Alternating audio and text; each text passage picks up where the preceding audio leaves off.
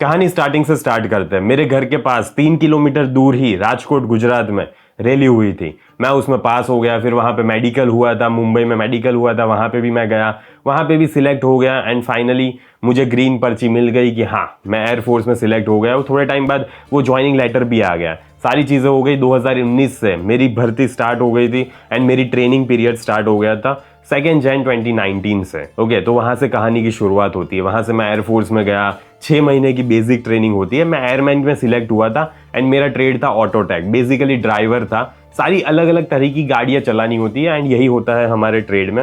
And starting में मैं इसके बारे में इतना ज़्यादा अवेयर नहीं था। मैं जब वहाँ पे गया, 6 महीने बेसिक ट्रेनिंग की, तब मुझे पता चला। एंड तब मुझे पता चला कि मुझे एग्जैक्टली करना क्या है, मेरा प्रोफेशन क्या है, मुझे एयरफोर्स में करना क्या है। एयरफोर्स में ऐसा नहीं होता कि सारे लोग जहाज़ ही उड़ाते हैं, समझ रहे हो। वहाँ पे बहुत सारी अलग अलग ड्यूटीज़ होती है एंड सबको अलग अलग ड्यूटीज़ करनी होती है। एंड उसमें से किसी का पर एक पर्टिकुलर ट्रेड होता है जो उस पर्टिकुलर ट्रेड में सारी चीज़ें करेगा। एंड मेरा ट्रेड था ऑटोटेक, जिसमें गाड़ी चलानी होती है। तो हाँ ठीक है, वहाँ पे भी थोड़ा दर्द हुआ मुझे, पर ठीक है, जिंदगी आगे बढ़ती गई। फिर अगले 1 साल की ट्रेड ट्रेनिंग थी। अब उसमें है ना गाड़ी चलाना सिखाता है। तो बेसिकली क्या हुआ कि 6 महीने की बेसिक ट्रेनिंग हो गई, 1 साल की फिर ट्रेड की ट्रेनिंग हो गई। एंड उसके बाद फिर हम ज्वाइनिंग जाते हैं। उसके बाद हम अलग अलग जगह पे पोस्टिंग जाते हैं एंड वहाँ पे हमें पर्टिकुलर ड्यूटीज़ करनी होती है, हमारे ट्रेड के रिलेटेड। एंड बाकी सारी चीज़ें भी करनी होती है, गार्ड ड्यूटी, QRT, ये वो सारी चीज़ें। तो अलग अलग तरह की ड्यूटी होती है एंड तुम्हें अलग अलग पर्टिकुलर टाइम के लिए कुछ यहाँ पे रखेंगे, कहीं अलग सेक्शन में भी ज्वाइन कर सकते हैं। मेरा सेक्शन एम्प्टी था क्योंकि मेरा ट्रेड ऑटोटेक था। तो ठीक है, ये सारी चीज़ें चलती रहीं। अब देखो, एयरफोर्स में मैं बहुत सारी चीज़ें सीखा हूँ एंड मैं यहाँ पे एयरफोर्स की बुराई करने नहीं आया हूँ। मैं तुम्हें बस मेरी कहानी बताने आया हूँ, मेरा क्या पर्सपेक्टिव था, मेरे साथ क्या हुआ। एंड मेरे साथ कुछ कुछ चीज़ें हुई जिसमें कुछ कुछ ऐसी दिक्कतें हुई जो मैंने अकेले फेस की एंड मुझे थोड़ी ज़्यादा ही दिल पे चोट पहुंची।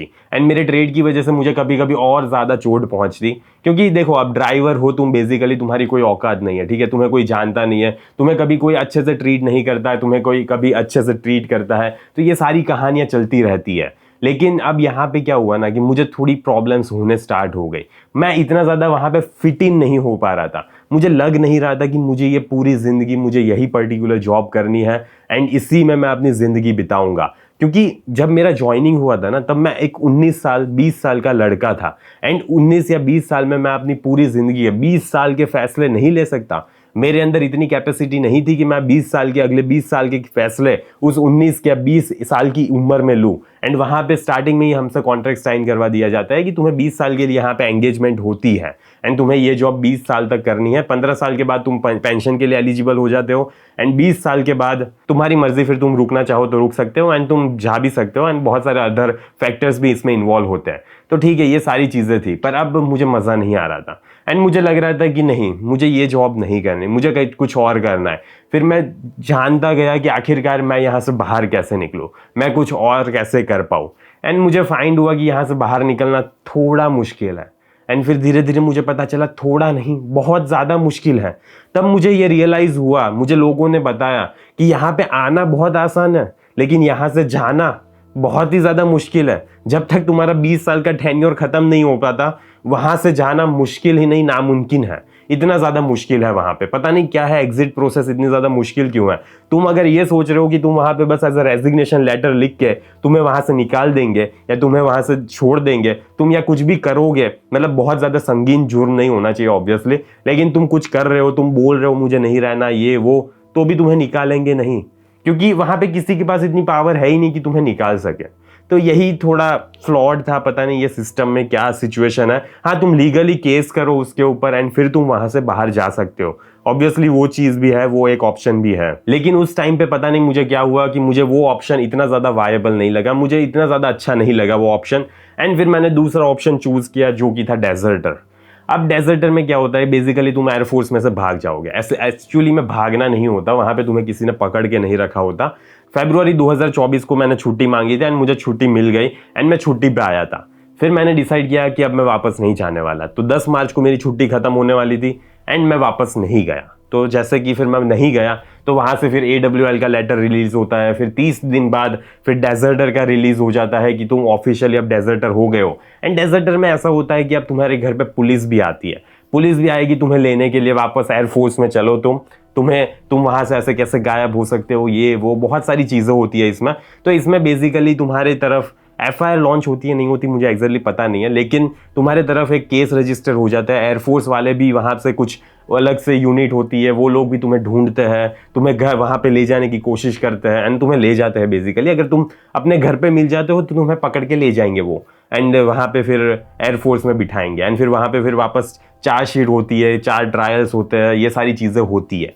तो ये था बेसिक फंडा, ये होता है जब तुम डेजर्टर हो जाते हो तब। तो अब मेरे घर पे क्या हुआ, मेरे घर पे ये सिचुएशन हुई कि 1 महीना हुआ, ठीक है, कोई नहीं आया। 3 महीने बाद लोग आए, सिविल पुलिस आई एंड उसके साथ साथ एयरफोर्स पुलिस भी आई।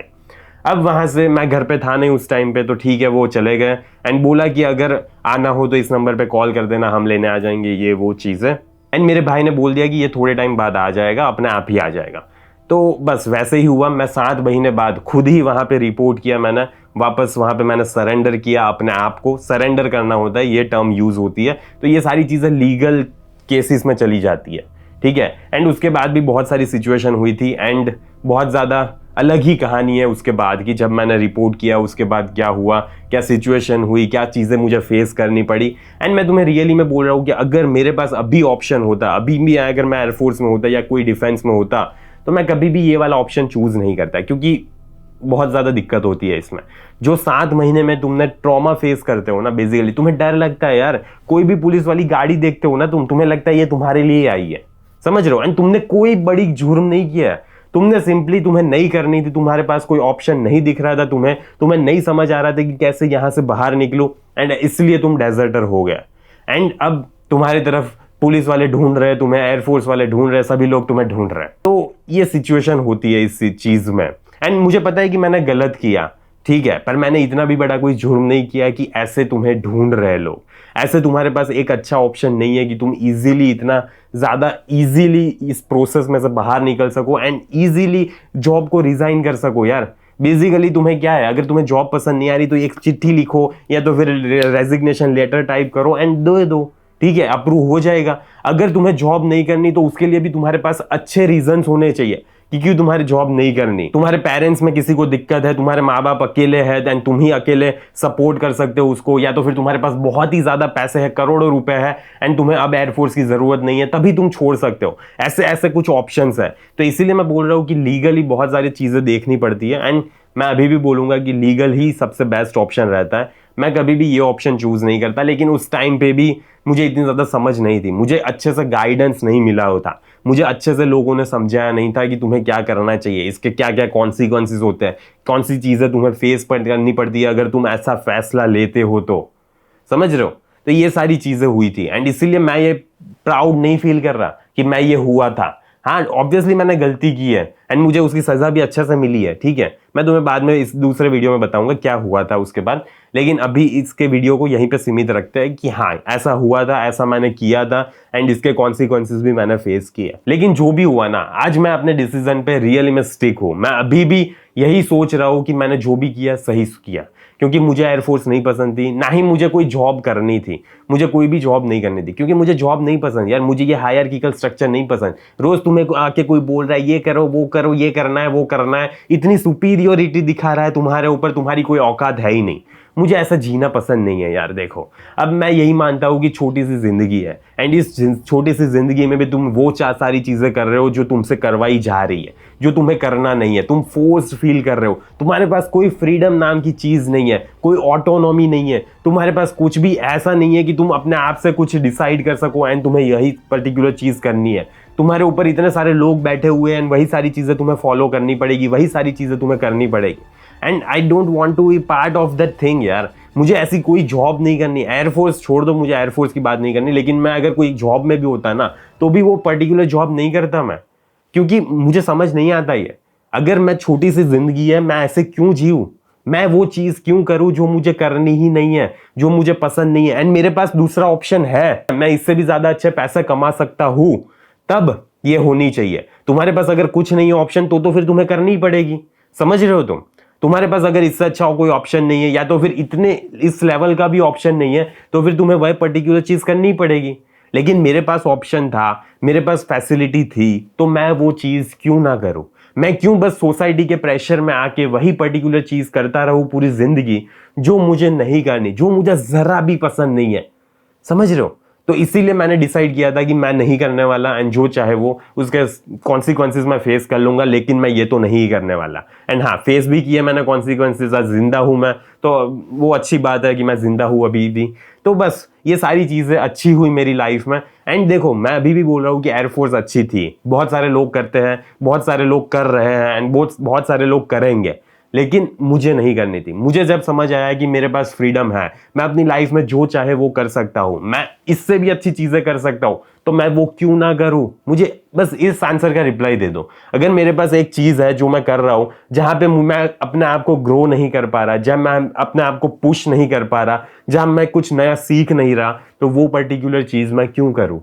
समझ रहे हो, मैं एयरफोर्स की बात नहीं कर रहा, मैं तुम्हारे लिए बात कर रहा हूं कि तुम भी अगर किसी पर्टिकुलर सिचुएशन में स्टक हो गए हो, एंड तुम फिर भी वो चीज करे जा रहे हो, एंड उसका कोई ऑप्शन नहीं ढूंढ रहे, तो तुम्हें नहीं लगता क्या ये गलत कर रहे हो, तुम अपने आप के साथ धोखा कर रहे हो। तुम पूरी जिंदगी वही चीज नहीं कर सकते जो तुम्हें नहीं पसंद। इसीलिए अपने आप को इतना कैपेबल बनाओ, इतनी स्ट्रेंथ बिल्ड करो कि तुम वो चीज कर सको जो तुम्हें रियली में करनी है। एंड इसमें टाइम लगेगा। मुझे एयरफोर्स जब ज्वाइन की एंड जब मैं भागा वहां से, उस पीरियड में 6 महीने तो नहीं, सॉरी 5 महीने, नहीं सॉरी 5 साल हो गए थे मैंने जब से एयरफोर्स ज्वाइन की 2019 में, एंड जब मैं डेजर्टर हुआ 2024 में, तो 5 या 5.5 साल कुछ हो गए। इतना टाइम पीरियड मुझे लगा अपने आप को कैपेबल बनाने के लिए, इतना टाइम लगा मुझे उससे भी अच्छे पैसे कमाने के लिए। तो टाइम लगेगा तुम्हें, ठीक है, लेकिन करो तो सही। बैकग्राउंड में ये मेहनत तो करते रहो, अपने आप को पुश तो करो।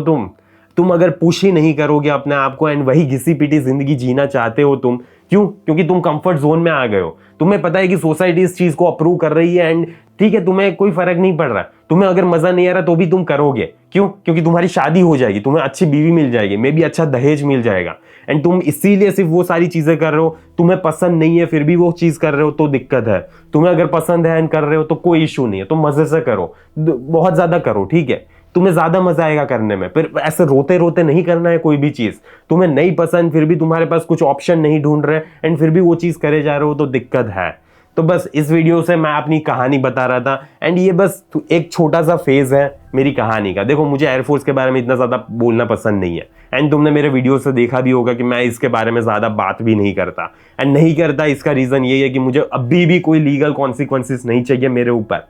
मुझे नहीं चाहिए कोई ड्रामा, मुझे अच्छे से प्यार से जिंदगी जीनी है। पर मैं ये इसीलिए बता रहा हूं ताकि मैं तुम्हें अवेयर कर सकूं, ताकि मैं तुम्हें मेरी लाइफ का छोटा सा पार्ट बता सकूं, एंड तुम समझ सको कि आज मैं जो पर्सन हूं वो किस वजह से हूं, मैंने क्या क्या चीजें फेस की है, क्या क्या चीजें देखी है मैंने, जिसकी वजह से मैं आज ये सारी चीजें बोल रहा हूं। ठीक है, तो बस आज मुझे आशा है कि इस वीडियो से तुम्हें कुछ सीखने को, समझने को मिला होगा, एंड तुम्हें जानना है कि आखिरकार बाद में कॉन्सिक्वेंसेस क्या हुए थे। तो मुझे कमेंट करके बताना कि देखना है नहीं देखना, तो फिर मैं बनाऊंगा। अगर कमेंट नहीं आ रही तो फिर मैं दूसरा पार्ट नहीं लाने वाला।